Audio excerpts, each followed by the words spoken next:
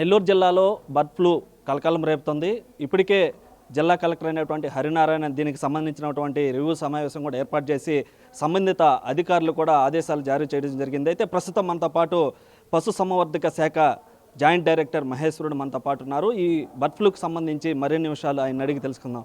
Sir చెప్పండి, నెల్లూరు జిల్లాలో పరిస్థితి ఏ విధంగా ఉంది? బర్డ్ ఫ్లూకి సంబంధించి సంయుక్త సంచాలకులు పశుసంవర్ధక శాఖ నెల్లూరు జిల్లా ముఖ్యంగా గత వారంలో మేము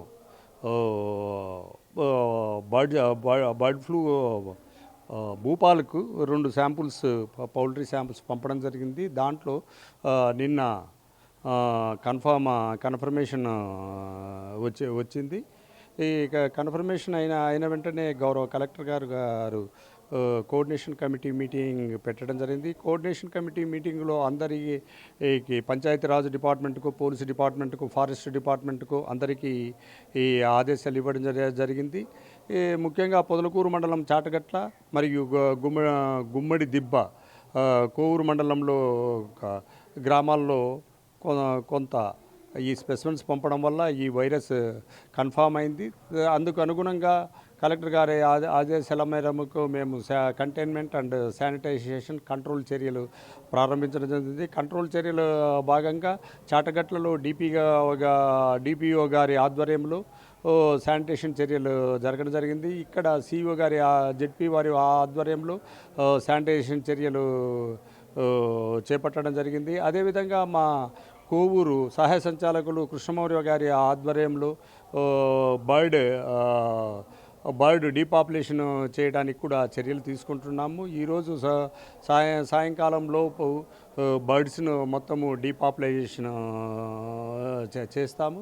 కాబట్టి ఈ ఇన్ఫెక్టెడ్ జోన్గా ఈ చాటగల్లకు అట్లకు 1 కిలోమీటర్ ఇన్ఫెక్టెడ్ జోనుగా, అదేవిధంగా గుమ్మడి దిబ్బకు 1 కిలోమీటర్ దూరంలో ఇన్ఫెక్టెడ్ జోన్ ఏర్పాటు చేయడం జరిగింది. ఈ ఇన్ఫెక్టెడ్ జోన్లో కూడా ఎటువంటి కార్యక్రమాలు కూడా ఈ చికెన్ షాప్స్ అవి ఉండకుండా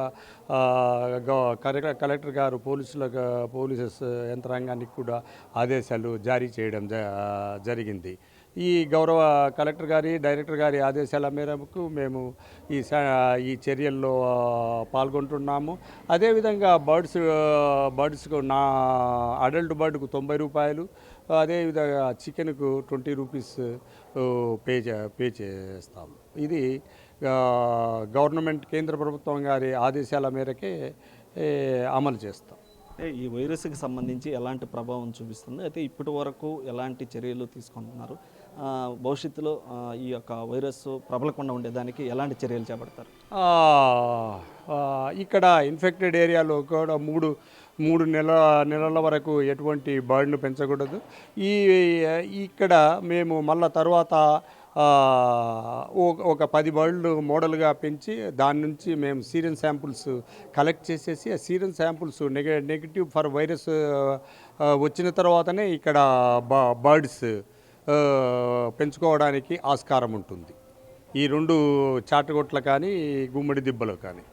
ఇప్పటి వరకు సార్ ఈ బర్డ్ ఫ్లూ ఎలాంటి ప్రభావం ఉంది ఇప్పుడు నెల్లూరు జిల్లాలో మా నోటీస్కి వచ్చిన తర్వాత 7వ తేదీ తర్వాత పెద్దగా మరణాలు లేదు. మా నోటీస్కి వచ్చిన తర్వాత ఎలాంటి ముందు ఈ బర్డ్ ఫ్లూకి సంబంధించి ఎలాంటి చర్యలు తీసుకొని ఇటు ప్రజలకి ఎలాంటి సూచనలు ఇస్తారు మీరు?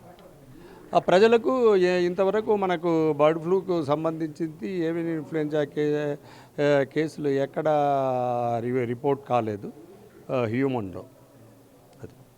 అయితే మొత్తం మీద కూడా నెల్లూరు జిల్లాలో కలకలం రేపుతున్నటువంటి బర్డ్ ఫ్లూ ఏదైతే 2 వారాల క్రిందట జరిగిన కోళ్ళు చనిపోవడం జరిగింది, ఆ కోళ్ళని శాంపిల్స్ని భోపాల్కి పంపించడంతో నిన్న ఈ రిపోర్ట్ వచ్చింది. దీంట్లో బర్డ్ ఫ్లూ అని కూడా రిపోర్ట్ రావడంతో అప్పటికప్పుడే సమావేశాలు ఏర్పాటు చేసి ఇటు కలెక్టర్ హరినారాయణతో పాటు జిల్లాలో ఉన్నటువంటి అధికారులందరినీ కూడా అప్రమత్తం చేసి ప్రజలకు ఇటు తగు చర్యలు తీసుకోనే విధంగా సమస్యను కూడా ముందుకు ప్రబలకుండా ఉండేందుకు కూడా చర్యలు తీసుకుంటామని జాయింట్ డైరెక్టర్ మహేశ్వర్ చెప్తున్నటువంటి పరిస్థితి. కెమెరామ్యాన్ మనోజ్తో సురేంద్ర, బిగ్ టీవీ, గుమ్మల దిబ్బ, కోవూరు నుంచి. నేను doctor Jana Chaitanya Kishore, assistant director, animal disease diagnostic laboratory, Nellore. Avian influenza H5N1 అనే వ్యాధి వైరస్ వల్ల కలుగుతుంది. ఇది కోళ్ళల్లో అధిక మరణాల శాతం కలుగజేస్తుంది. ఇటు పెరటి కోళ్ళనైతేనేమి బ్రాయిలర్ కోళ్ళనైతే ఫామ్స్లో కూడా ఈ కోళ్ళల్లో అధిక మరణాలు కలుగజేస్తుంది. దీంట్లో ముఖ్య లక్షణాలు ఏంటంటే ముక్కు నుంచి నోటి నుంచి స్రావాలు కారుతూ సడన్ డెత్ అప్పటికప్పుడుగా చనిపోతూ ఉంటాయి కోళ్ళు. ఇవి కాళ్ళు ఎర్రబడటం అంటే హెమరేజెస్ అంటే రక్తపు చారలు ఉండటం కాళ్ళ మీద, బ్రెస్ట్ మజిల్స్ మీద, అలాగే తల కూడా నల్లగా అయిపోవటం ఇట్లాంటివి కోళ్ళల్లో మనకు కనిపించే లక్షణాలు. ఇవి ఆరోగ్యమైన కోళ్ళకి వ్యాధిగ్రస్త కోళ్ళ నుంచి ఎట్లా స్ప్రెడ్ అవుతుందంటే కలుషితమైన నీరు, గాలి, ఆహారం ద్వారా ఒక కోడి నుంచి ఇంకొక కోడికి వ్యాప్తి చెందుతుంది.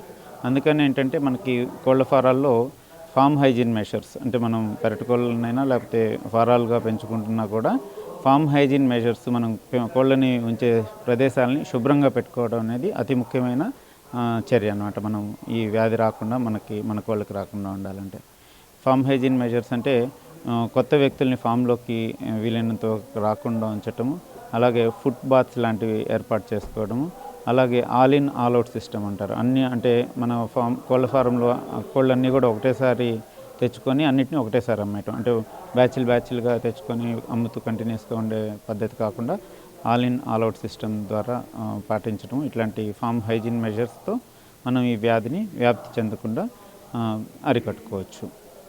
ఇన్ఫ్లుయెంజా అనే వ్యాధి జూనోటిక్ వ్యాధి అంటే పశుపక్షాదుల నుంచి మనుషులకి వ్యాప్తి చెందే వ్యాధుల్ని జూనోటిక్ వ్యాధులు అంటారు. ఈ ఏవియన్ ఇన్ఫ్లుయెంజా H5N1 కూడా జూనోటిక్ వ్యాధి. అందుకని కానీ దీని గురించి ప్రజలు భయాందోళనకి గురవ్వాల్సిన అవసరం లేదు. ఇప్పటివరకు మన భారతదేశంలో ఎక్కడ కూడా మనుషుల్లో ఈ H5N1 ఏవియన్ ఇన్ఫ్లుయెంజా వ్యాధి సంక్రమించిన దాఖలాలు లేవు. మనం 70 డిగ్రీల సెంటీగ్రేడ్ ఉష్ణోగ్రతతో 30 నిమిషాల పాటు కోడి మాంసాన్ని ఉడకబెట్టుకొని తింటే మనుషులకి ఈ వ్యాధి రాదు. కాబట్టి ప్రజలు భయాందోళనకు గురవ్వాల్సిన అవసరం లేదు.